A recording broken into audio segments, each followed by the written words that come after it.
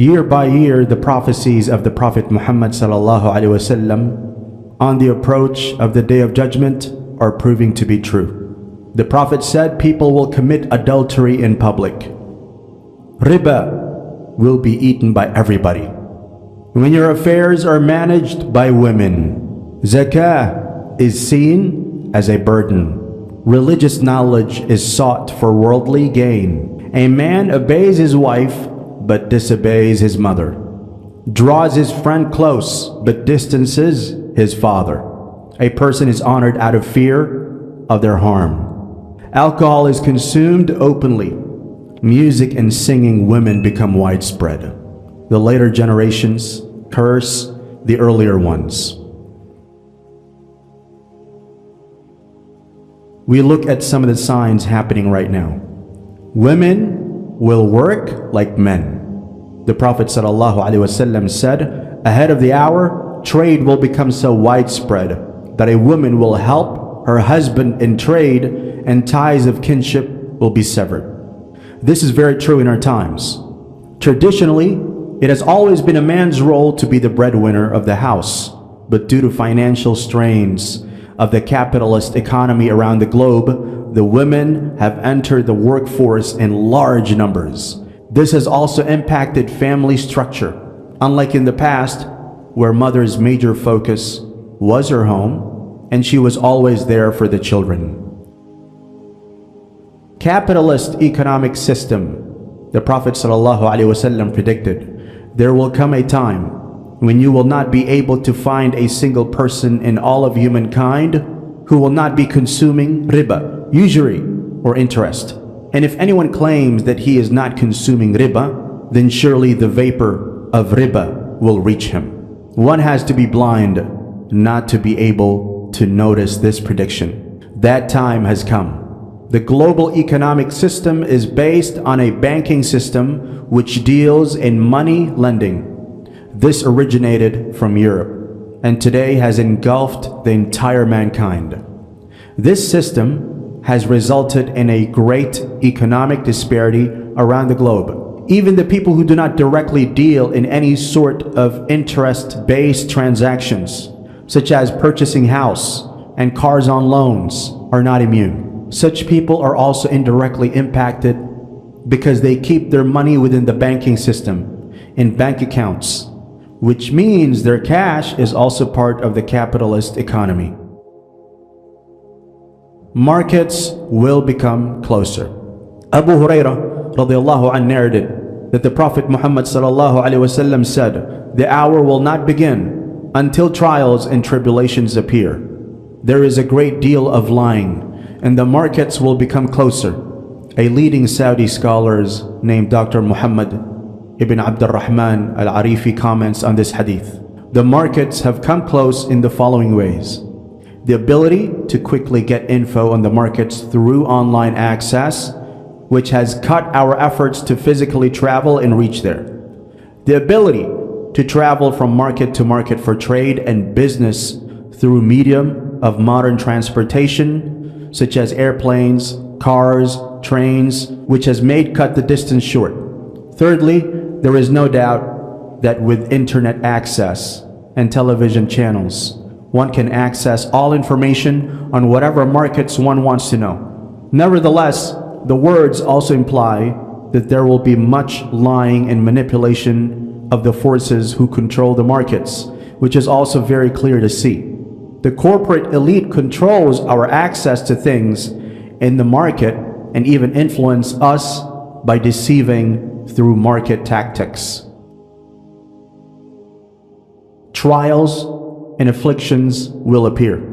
Afflictions have appeared in the modern world, for example, in the form of new diseases and pandemics, new ways to cause mass destruction, increased poverty and crime, and severe economic crisis.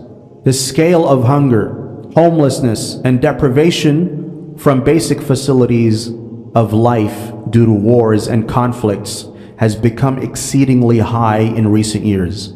Another major affliction in today's world is the lack of spirituality in the lives of many people. Having confined religion to the personal sphere only and rendered it distasteful to even mention Allah outside the realm of religion.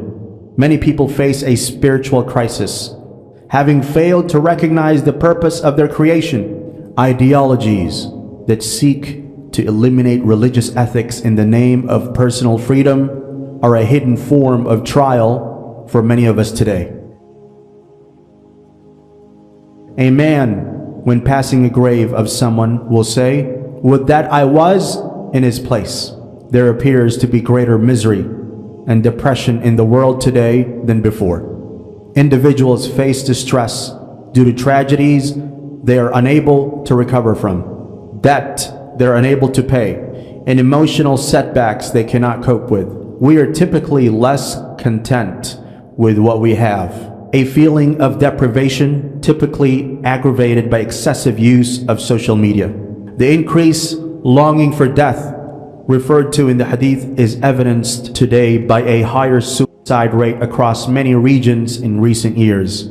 The fulfillment of the above prophecies to such a great extent indicates that the day of judgment could indeed be near. It is also a reminder of death, even if we are not alive when the hour comes. Our own death is inevitable and inescapable. Hence, it makes sense to always bear our mortal nature in mind and engage in deeds accordingly. Yet we behave in this world as if we shall live forever. Time will pass quickly.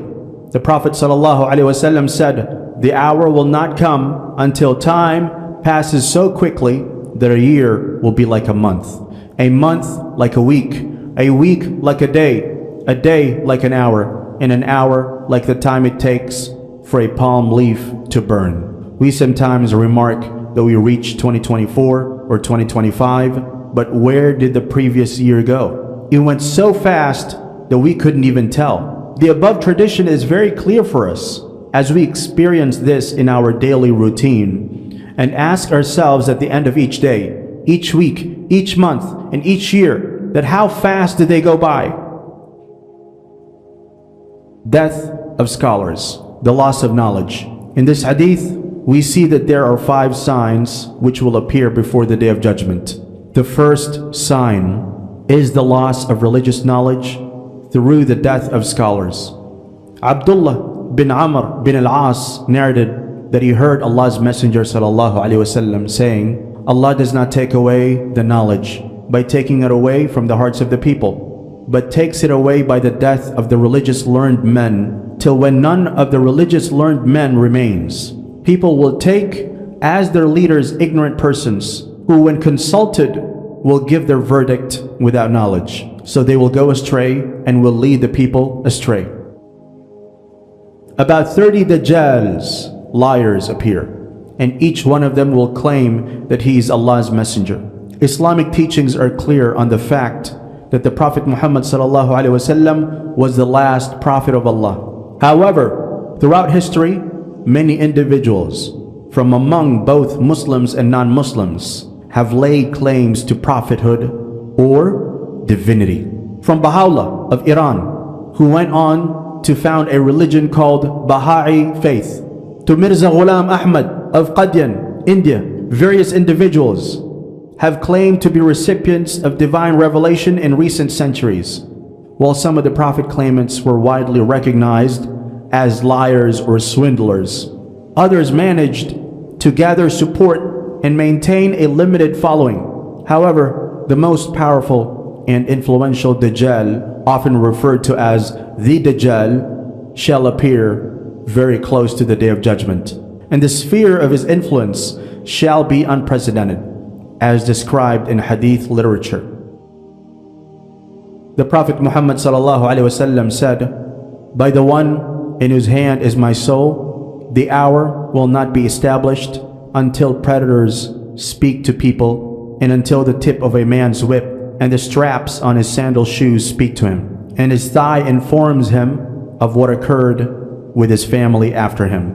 This prediction is as bright as a daylight for our generation as we notice voice assistant systems such as Siri and GPS, softwares that speak through our mobile phones and devices, help navigate when driving and provide us online info without even having to type. The shoes speaking has also become a reality after Google has come out with its smart shoes called Google Talking Shoes.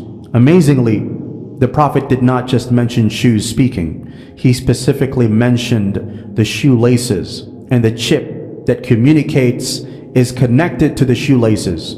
As for part of the hadith that mentions man's thigh informing him of what is happening to his family later after him, meaning that when a man leaves his home, he now has access to know what is going on behind him. That thigh is obviously what we call a cellular phone device that keeps you informed, and with new advancements such as WhatsApp and Skype, you may even see your family while talking when you're away from home. Not to forget that we usually carry the mobile in our front pockets next to thigh, and that is what most likely means thigh informing. The Prophet ﷺ said, obesity will become widespread. This is true, as the world statistics say that 1/6 of the world population is now obese, and this is mainly due to the lack of physical exercise that was part of people's lives in the past.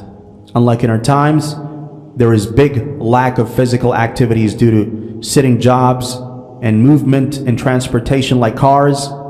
In our times, people lose weight by going to gym, and this gym phenomena never existed before our times. Go to any pharmacy section anywhere in the world, and one will see all types of medicines available to lose weight. Skyscrapers in the Middle East. The Prophet ﷺ said, the naked, poor, and barefooted shepherds rival each other in the height of the buildings. The skyscrapers in the Gulf states is a fulfillment of this prophecy. For instance, the world's tallest building, Burj Khalifa, is in UAE. Till a few decades ago, the lands of the Gulf countries were barren, till the discovery of oil, which resulted in their gaining wealth to such an extent that instead of utilizing for humanitarian purposes, they have become extravagant in their spending. They have utilized their wealth mainly towards expensive construction projects, including skyscrapers in competition with each other and other countries across the globe. It is also a fact that the royal families of these rulers are actually Bedouins from the time of the Prophet, whose main profession was herding camels. It is quite evident if one travels to modern capitals of Riyadh, Qatar, and Dubai that even their apartment buildings have at least 30 floors and higher.